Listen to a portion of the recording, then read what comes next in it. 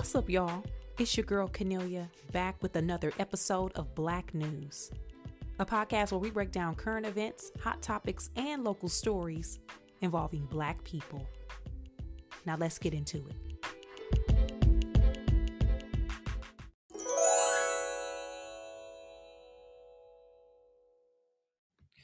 Hey, y'all. Um, hey, yeah, yeah. It's been a week, y'all. Not for me as my personal life, but I think we all may be at a point where we are officially like, yeah, everything we said that was gonna happen, it's here. Yeah, it's here. All of it is here.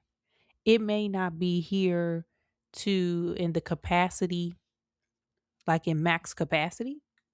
We still got plenty of time for it to heat up with that. But this week combined with last week with the week after that and then this past year 2025, yeah, everything we said is happening. We told you everything we said, right? We just y'all. So I'm willing to bet you have seen the latest coming out of Minnesota. I've been talking about Minnesota.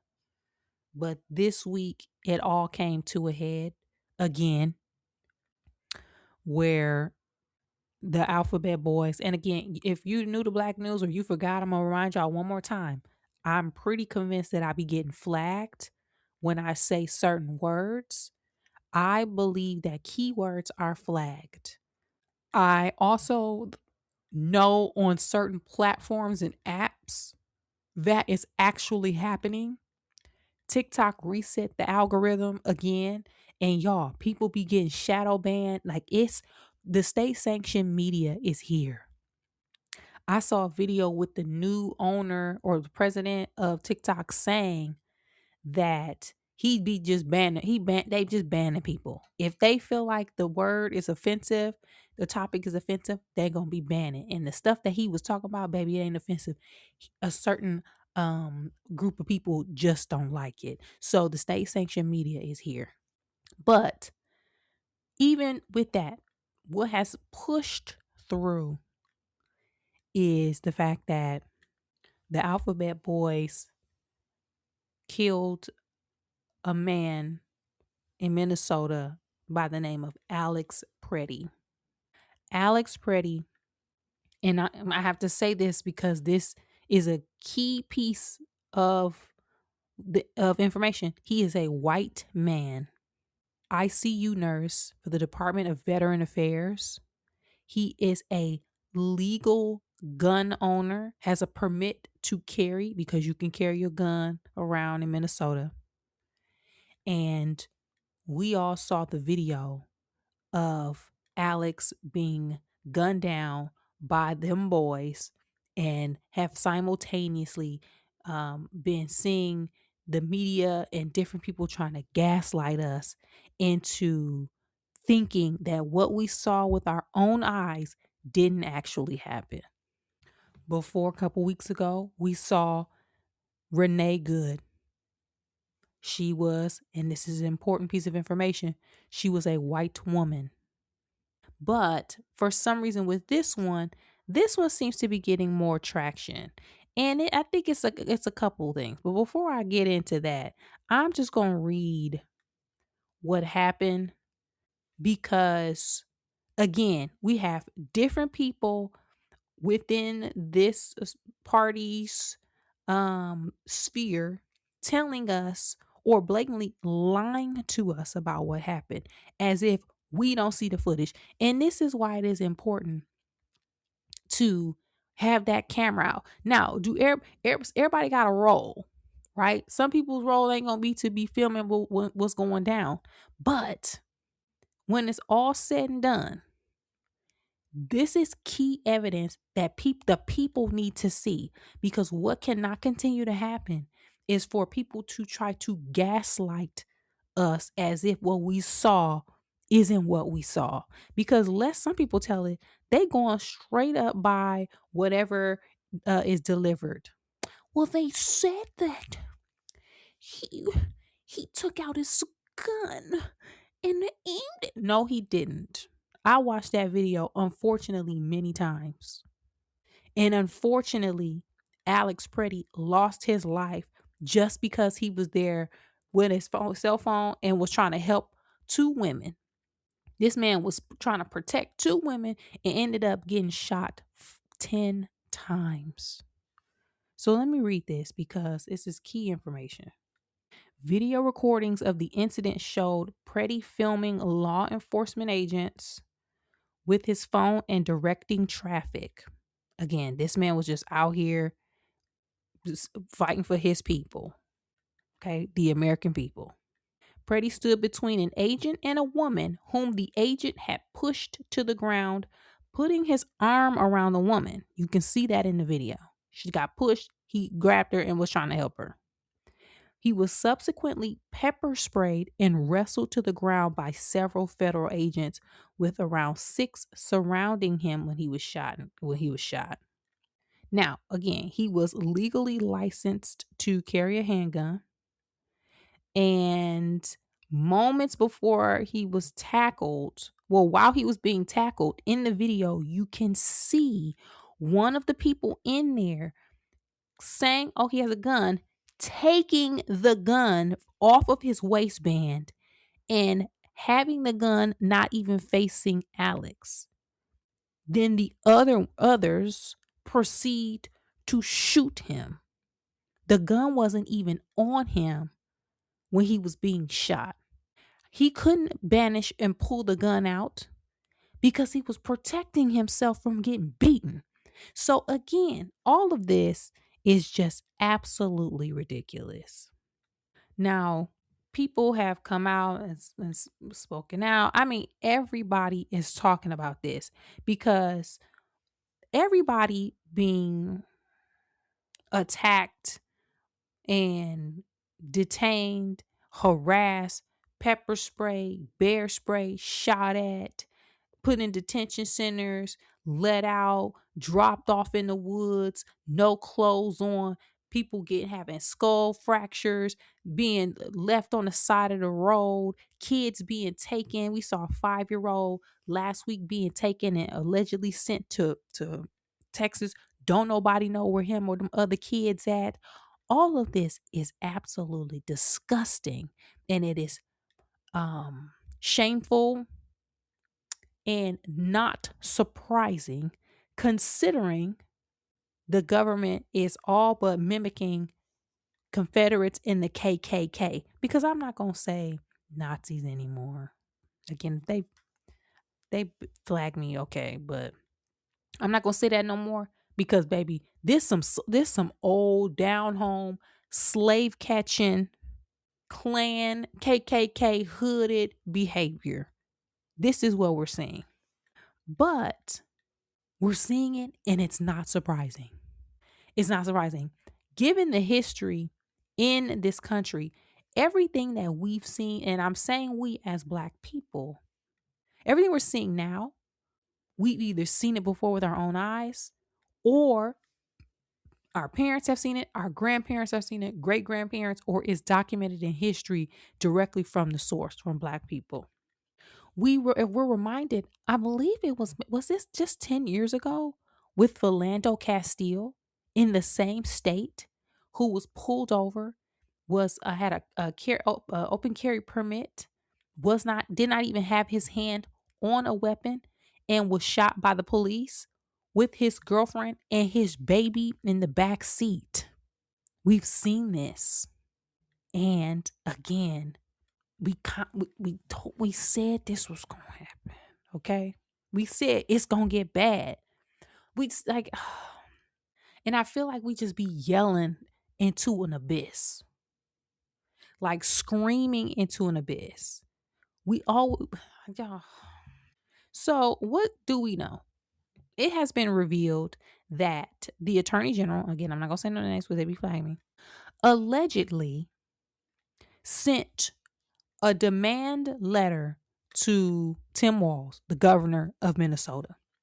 And allegedly, the letter stated, "We will leave your state. We will pull all of these agents if you give us your full voter rolls, everybody's voter information, everybody on SNAP, welfare, WIC, whatever." And there was a couple more items, which tells us this is exactly what was said in the first place. Minnesota is not known as a border state. If you really got sending people in to crack down on some immigration, why aren't you in Texas? Why aren't you in other areas that are specific and known for having high populations of immigrants? Minnesota in the wintertime? But this is about controlling the election and terrorizing states and cities that do not align with this current regime, like a retaliation tour. But as it relates to voting, what have we been saying? What have we been saying? And I know I've been saying this. Ain't gonna be no free and fair election in 2026. Why do you need the voter rolls? So you can do what? Target voters. Or you can build out a plan to ensure that come election time, you are not going to allow the other party to win. We still having conversations about what happened this past election. Because, if you ask me, maybe that man did not win. But now it is becoming clear as day.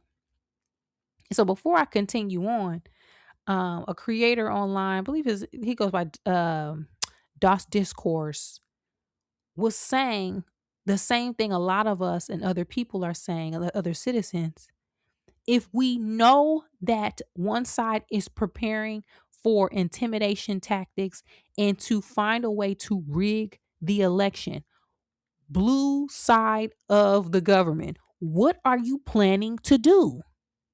Are you planning to just sit around and when it happens, say, "That's wrong. You can't intimidate voters. That's wrong"? Or are you planning now to do something to ensure that there is a free and fair election? What are y'all going to do? And I'm saying specifically about that because honestly, I don't think there's anything they can do about the terror in these particular cities. I believe that the governors and the mayors of these cities need to come up with specific plans of action for that. But either way, it's going to be a crapshoot and you can't predict it. You either got to go balls to the wall or you got to stand by and get your ass whooped. Those are the only options. If a masked regime shows up in your state, what are you, the mayor and the governor, going to do? But we'll get back to that. So now that the attorney general has announced and said what they're demanding from the state of Minnesota, I feel like that is at least good information for the American people to have. Because one thing that often happens is people be unclear. Don't know about everybody act like they don't know everything, right? Some people know because they know NATO to play. Some people go off of everything that is given to them. They didn't see any. That's not what they wanted. They didn't see that. Well, she wrote the letter, and that's what they want. So now we can adjust and move from there.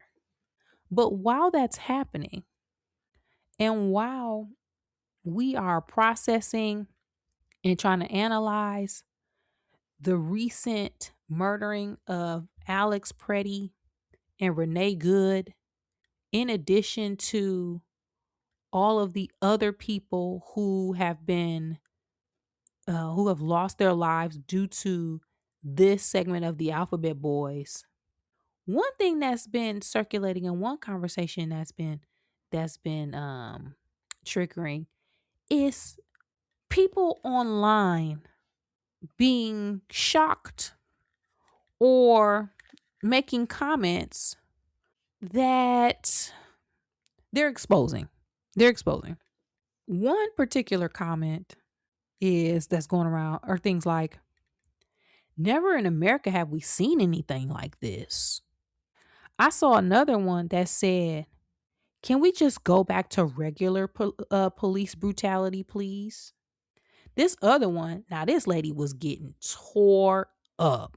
This, I mean, hey man, she got it. She said, I'll be honest, I didn't expect it to be white people they would publicly execute first.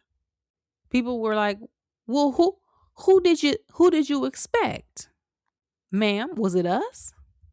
Those three comments in particular that I just read, there are hundreds and thousands more. That tells me, and it proves what I've assumed, what a lot of other people assume, what we've been talking about for hundreds of years. We literally live in multiple worlds, and black people live in a world by themselves, I guess. I guess we just live in a world by ourselves. Because what do you mean? Never in America have we seen anything like this. What do you mean? What do you mean? Can we just go back to regular police brutality? Rather, regular police brutality meant they were killing us. Like, what is that? What you want? You mean that kind? Would it be killing the black people? Oh, can we go back to when they were just doing this to the black people? Dang, I'm tired of this. Can we just go back to the blacks? What do you mean? Never in America have you seen anything like this? We saw boatloads of Africans being dragged off of ships in chains after enduring conditions that were so bad that millions died at sea, changed patterns for sharks in the ocean because of all of the bodies that were going overboard, conditions that were so bad that people could smell the boat. People knew when a new boat of stolen Africans were at their shores because they could smell the boat. What do you mean we never seen anything like this? What do you mean? We never seen nothing like this where people from 1619 in America, because we not right now, we just talking about America. We're not talking about South America, Central America, and the whole Western Hemisphere, because they was doing this earlier. But from 1619 to the 1860s, what do you mean we never seen anything like this where you can literally walk on a plantation and see a black person being tortured to death? What do you mean? What do you mean there were a few 100,000 um, um, black people categorized as mulatto after emancipation that was due to the essaying of the enslaved women? What do you mean you never seen nothing like this? What do you mean you never seen nothing like this when they used to have full plantations used for medical experiments and breeding? What you mean? What do you mean you never seen nothing like this? Whereas it is estimated that more than 4,000, and it's likely that that number is doubled, but due to underreporting and having literally nobody to tell, that there were lynchings throughout the Americas, throughout the United States of America up until the 1950s. What do you mean we never seen nothing like this? 10,000 people would gather at a time to watch somebody being hung. I don't understand what you mean. They blew up whole blocks. Whole towns got decimated. Hundreds of people were unalived in Tulsa. The whole town of Rosewood was wiped out. What you mean? We have never seen nothing like this. We literally, Trayvon Martin, you ain't seen nothing like that? Sean Bell, you ain't seen nothing like that? Philando Castile, you ain't seen nothing like that? Breonna Taylor, Sandra Bland, we ain't never seen Tamir Rice. We ain't never seen nothing like that. What you mean? What you mean we ain't never seen nothing like that? So I literally, at this point, it is confirmed. People literally be out here with their eyes closed and have had their eyes closed, but now their eyes are open because of this. Now, on the flip side, people need to arrive to things when they arrive to them, however they arrive to them. And it is unfortunate that Mr. Alex Preddy had to lose his life and now have to be we're having to debate the humanity of this man going to bat, trying to maintain his honor because he was just out here trying to protect and do the right thing in his state for people that he cared about, probably some strangers he probably didn't even know them women. And that's what you mean like, oh, okay, now I see this is bad. What? It is bad, and it's been bad, and it's gonna be bad. That man, ugh, I just that man got shot. Oh my god, I just so now the question is, what now? Right? What now? I don't like to be all like, I don't like to turn this podcast into like a whole doom and gloom. But what I've been doing is literally sitting with the idea of, okay, what are all the scenarios? Right? And where am I planted and where are we planted in those scenarios? Because we can't predict what's going to happen. We can predict that we got some lunatics on the loose. And when you got some lunatics on the loose and you know your history and we know what lunatics look like, we know you got to prepare for the worst. So what could happen, right?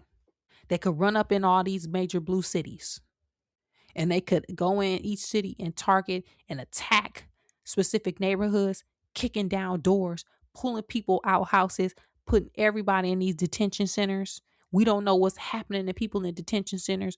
We don't know if they're getting deported. We don't know if they're getting trafficked. We don't know if they being unalived, SA'd, dropped off in the middle of nowhere. We don't know. Are they going to start targeting women? Right? Only women. Are they going to start targeting only black people? Only black men? Are they going to get and scoop up every Hispanic person that they see? Are they going to go into cities with one particular plan? And because these agents are not trained, because you can literally get hired in a day and be put on the street by the end of the week, are they going to take it upon themselves to go on a spree and then just start shooting people just because they feel like it? There was one post on X that was floating around where one guy said, "Then oh, this looks like Call of Duty. I want to play." These people are out here doing this because they are sick and twisted. So again, I don't know if this is y'all like y'all mentality, but again, mine is thinking of all the scenarios. I can't imagine for people who got kids what you got to think about in all of this because you got children. Because y'all, like, I just can't imagine. This is a mess. I do want us to stay, though, encouraged. I want us to be, I don't want to say okay with, but know that resistance can take a long time. It could take a long time. And I think what's happening, I think this week, baby, this gonna be a long haul. I think it's gonna be. So we gotta lock in. Everybody got a part. I still think black people as a whole, we waiting for our spiritual signal to do and to act because we all see based on what we seen in Minnesota. Child, if black people was out there in mass, they would have had the Tommy gun and they would have just been spraying, child. It would have been worse, which is not okay for everyone. That's specifically for people being like, we're the black people. Us being at home is actually keeping y'all safer than y'all are now. Because y'all know, once black people get out there, they hate us. They hate them some black people, child. Come on. Mm-mm-mm. Now I'm going to quickly just read this because, Ava DuVernay has a Substack and she posts often, and her posts are very thoughtful and very good reads. But I'm just going to read a piece of this because she really summarizes it and is able to capture what a lot of people are feeling in a very succinct way. So let me just read some of this and then we'll get into the next topic. And before I even do that, again, rest in peace to now Alex Preddy, who lost his life unfortunately in Minnesota this past weekend. That man did not deserve this. Okay, this is post from Ava DuVernay. The article that she wrote is called "The Narrative War." I keep thinking about the moment when language breaks eye contact with truth, when we look away and words lose their meaning because they stop answering to what they see. This is how narrative wars begin. And if you haven't noticed, friends, we are living in one. We're living in a time when people who stormed the United States Capitol with guns, bricks, poles, bats, rage, and chanted intentions to hang the VP are retroactively designated as patriots by the government, while an ER nurse with a legal registered firearm secured in his waistband as he held his camera phone and defended a woman from being attacked is branded a terrorist by the same government. The first rupture of democracy isn't really between people in power. It's between language and what words are willing to acknowledge or portray. This kind of thing doesn't announce itself or blow into town with sirens and fanfare. It shows up through familiar words like patriot, criminal, security, order, and so on. And it asks us to nod along. Language performs essential work because once violence is sanctified by vocabulary, for many, it doesn't need justification anymore. It doesn't need evidence. Hell, it doesn't even need an investigation or due process of any kind. For many, if the powers that be say it, then so it is and so be it. My question to myself is, how much am I assisting with this with with my very own words? Let's take the phrase law enforcement for example. When it's used without specificity, it becomes less of a description and more of some kind of moral shield that most don't even question. Law enforcement. What law was being enforced in the murder of Alex Preddy by 10 gunshots aimed at him point blank while on his knees surrounded by, quote, officers? What law was being enforced? If none, then we should not continue to call the travesty of justice that we see law enforcement. We don't let them have that or win that because when precision disappears, any idea of accountability goes out the window with it. Everything flattens. When we've accepted their words, now we're speaking their language. We've accepted their ground rules, their foundational ideas and assumptions, and on their turf, they win. There's more of this in this really good article again. This is from Ava DuVernay's Substack. She goes on to talk about it, and she also included the statement from Alex Preddy's family, which I'll read right now. Parents of Alex Jeffrey Preddy, statement from Michael and Susan Preddy. We are heartbroken, but also very angry. Alex was a kind hearted soul who cared deeply for his family and friends and also gave the American veterans whom he cared for as an ICU nurse at the Minneapolis VA hospital. Alex wanted to make a difference in this world. Unfortunately, he will not be with us to see his impact. I do not throw around the term hero lightly. However, his last thought and act was to protect a woman. The sickening lies told about our son by the administration are reprehensible and disgusting.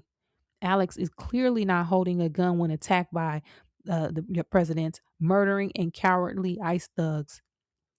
He had his phone in his right hand, and his empty left hand is raised above his head while trying to protect the woman ICE just pushed down, all while being pepper sprayed. Please get the truth out about our son. He was a good man. Thank you.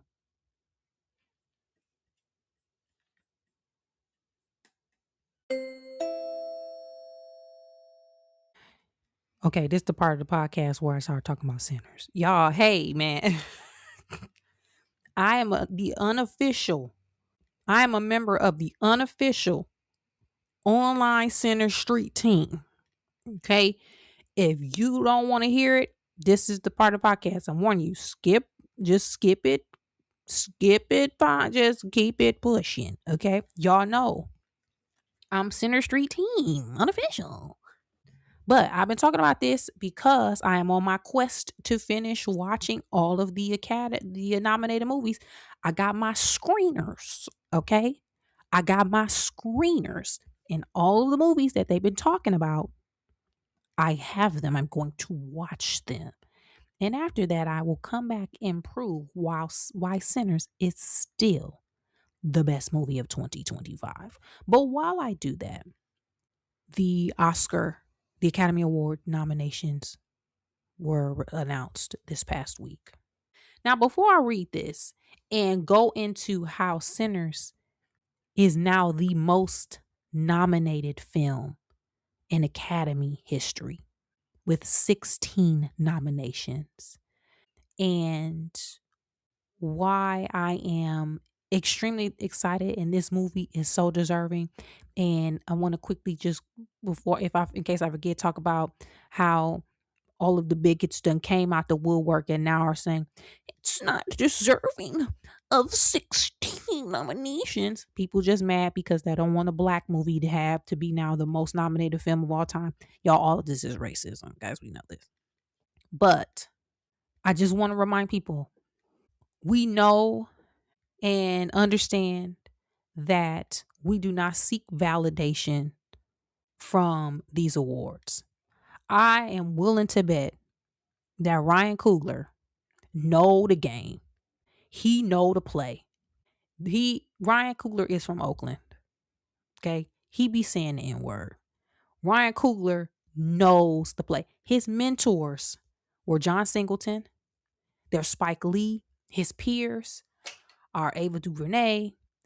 Again, Spike Lee, Casey Lemons, you name it. All of the black directors, everybody in the business, if you are a black person, you have had and at some point a conversation about awards amongst your peers in film and television.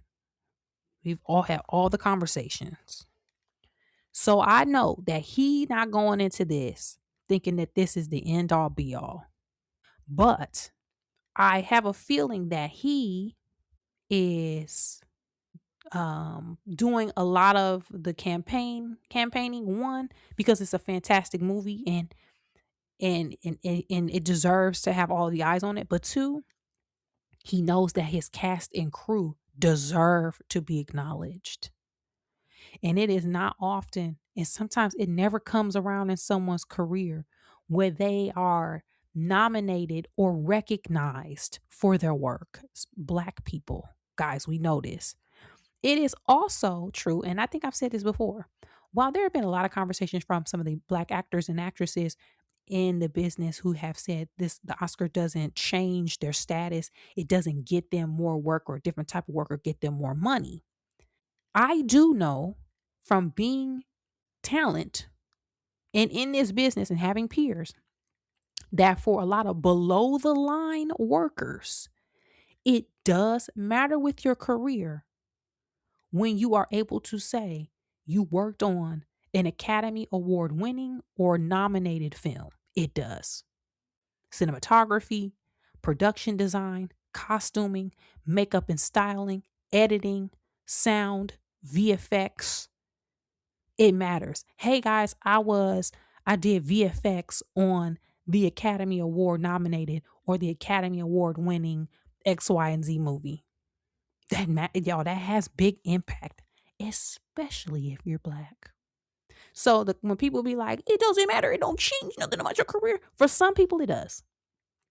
Y'all gotta remember, it's a lot more below the line workers. Them key grips. Hey, I was in the lighting department for Academy Award winning film. Y'all, that matters. It does. So for that sake, I feel like Ryan Coogler is likely really excited to promote and to put some shine on his crew, his cast and crew. But again, I really think y'all they know the play. Him and Spike, boys, you know Spike done talked to him about not being nominated for Do the Right Thing, not being nominated for Malcolm X, how Denzel then went for Malcolm X, how Delroy got snubbed for The Five Bloods, and how he just got his first Oscar maybe a couple years ago after all of these years of putting out quality work. You know Spike done had to talk. So I want us to accept that Ryan and them going in here with their eyes wide open. They also announced the NAACP Image Award nominations, and Sinners again has the most nomination. So you know that we gonna show up. I feel like Sinners gonna walk away with every award at that show. Okay, so we gonna show up and show out. But for this one, I am going to read the 16 nominations because y'all, our people got nominated and deserve every accolade. And I won't listen, you don't be mad if they don't walk away with 16 wins. Do I think they're gonna walk away with 16 wins? No, because we talked about this before. Y'all know why. But I'm happy for our people. Okay. Especially one, no, two in particular, but one for real, for real. And y'all gonna know when I get there. Okay. The award, well, the record breaking 16 nominations. And let me point out the 16 nominations, people are like, well, it's only because they added casting. They added casting, which increases the number. So that's why a lot of people are saying that it's the most nominated because of whatever. But it deserves all of these. So, okay. Actor in the leading role, nominated Michael B. Jordan. Actor in the supporting role, Delroy Lindo. Y'all, this is the one. This is the one. Y'all, this is the one. And it's shocking because if y'all follow these when it comes to like the film award circuit, Delroy was shut out from all of the major awards nominations. He was shut out from the Globes, SAG, Critics' Choice. He was shut out. So to see him nominate for this tells me one thing. The Academy Voting Nomination Committee knows that Delroy is due his recognition. Now, whether he wins, he's in the category with Benicio del Toro for One Battle, Jacob Elordi for Frankenstein, Sean Penn for One Battle, and Stellan Skarsgård for Sentimental Value. Baby, this category is stacked. Whether he wins or not, he should. But the fact that Delroy Lindo is getting his just due, this is what it's about. It's not necessarily about like we we don't need the recognition. No, but also why shouldn't our work be recognized? This man been putting out quality work since back in the day. Okay, keep going. Actress in a supporting role, Wunmi Mosaku for Senator. Y'all, yes, yes. Like, oh my god. Honestly, I don't know who this gonna go to because Tiana been on a good run, but also Amy Madigan won for Weapons. So who knows? I'm gonna keep going. That's already 3. Casting, we got Francine Maisler for Sinners. Cinematography, Autumn Durald Akapar, who is the first woman of color to, I believe she's the first woman of color to be nominated. And if she wins, she's the first, of course. Costume design, Ruth Carter, Hamptonian. Okay. The most nominated Black woman in history, Ruth E. Carter Hampton. Okay. Directing, nominated for best for directing, Ryan Coogler. Film editing, Michael Shaver. I don't know how to pronounce Michael's last name, but he's Ryan Coogler's longtime editor. Makeup and hairstyling, Ken Diaz, Mike Fontaine, and Shanika Terry. Music, Ludwig Göransson. Listen, that score slapping. I saw somebody on Threads, and it made me really upset. Say something like, I wish a Black person would have scored Sinners.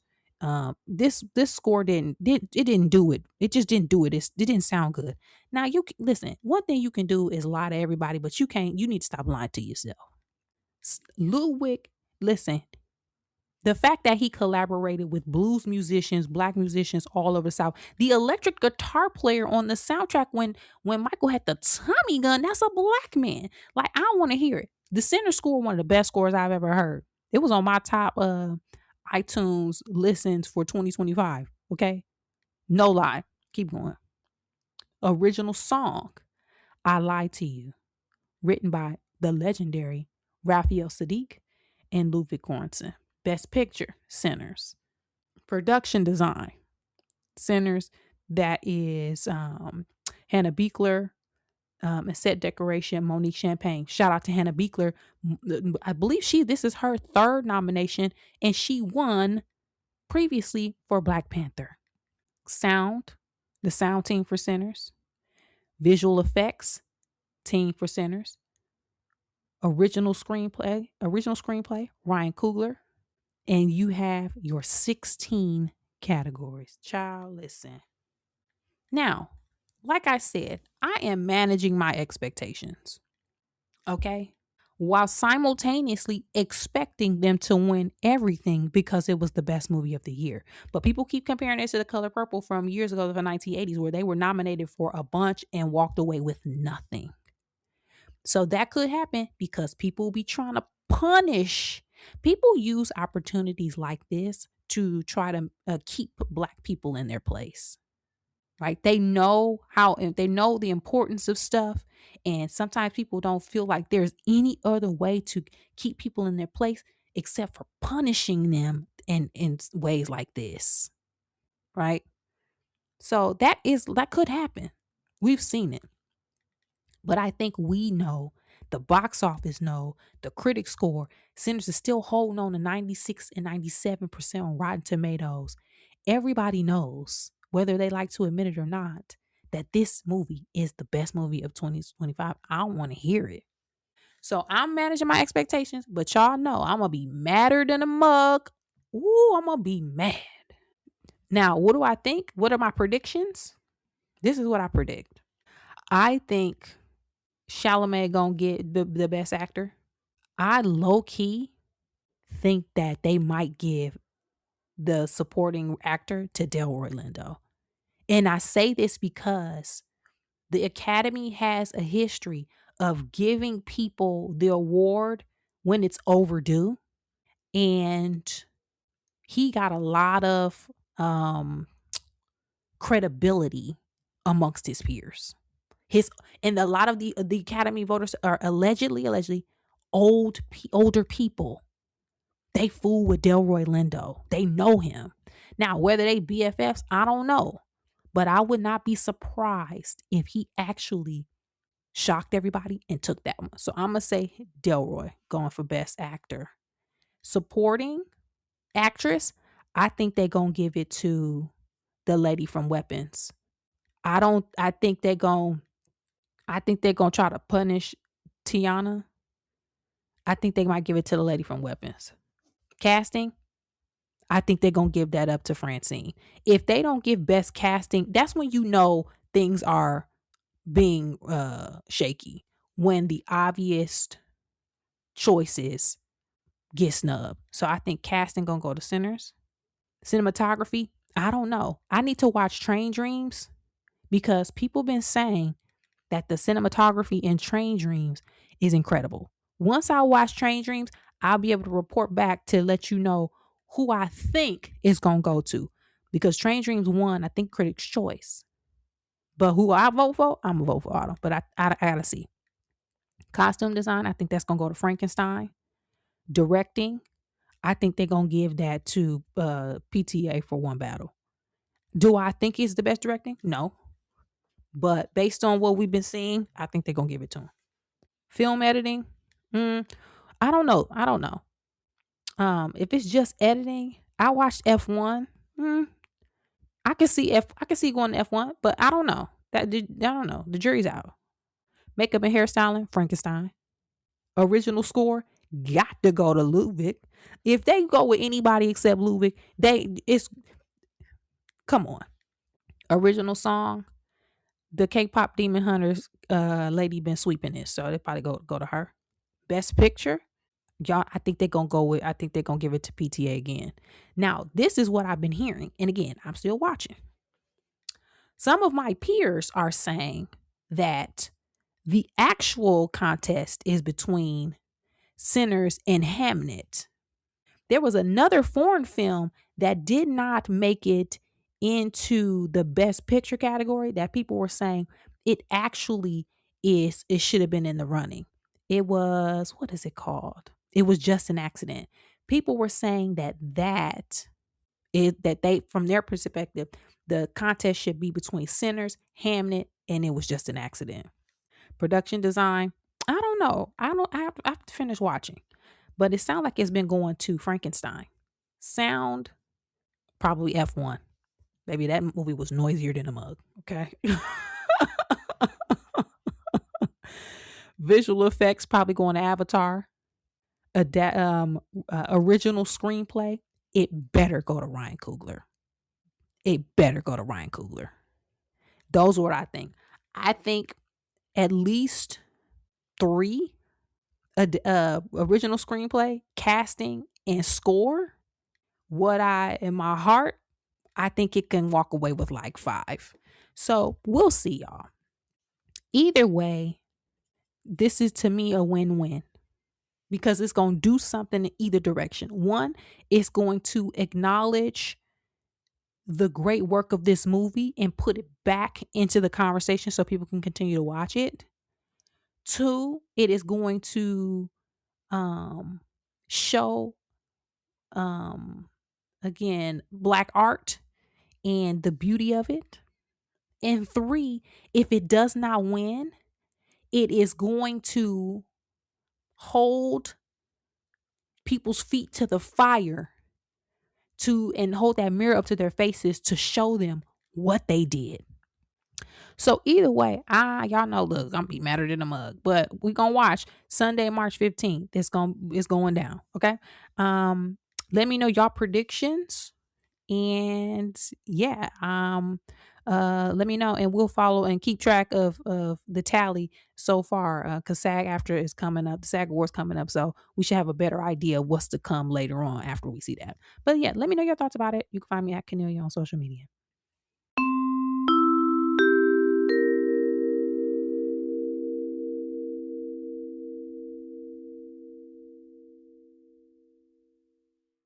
On this week's episode of Black News, we talked about the current situation happening in Minnesota and the unfortunate and tragic death of Alex Preddy.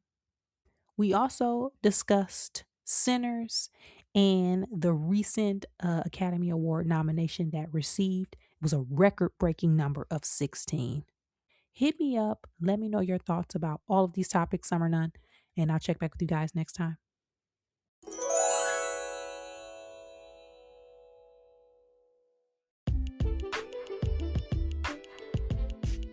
That's it for this week's episode of Black News, y'all. Thanks again for supporting the podcast by sharing, liking, subscribing, and rating 5 stars on your favorite podcast app. To find more information about me, you can check me out at Cornelia on social media, as well as on my website, which is cornelia.com. And as always, thanks for supporting, and I'll be back next week with new topics and a new episode.